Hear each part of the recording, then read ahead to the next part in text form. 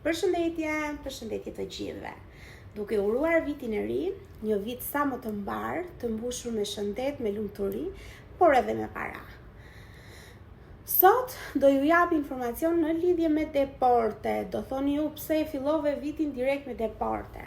Po, do e filloj me deportet pasi unë edhe me datën 1 të vitit të ri kam marrë telefonata duke më pyetur për deportet.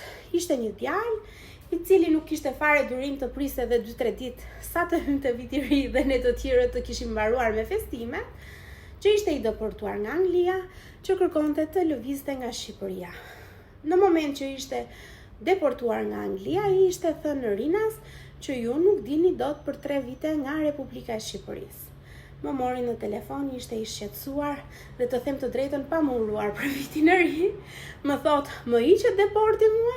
I thash, djali mbar, gëzuar vitin e ri, çdo gjë rregullohet, por duhet të jesh më i mirë, më i dashur, më i sjellshëm dhe të urosh. Unë e kuptoj hallin e njerëzve, unë e kuptoj se të gjithë duan të ikin dhe të gjithë duan të jenë të lirë, por tani duhet bëjmë edhe ne pak pushime, se ishte një e vitit të ri.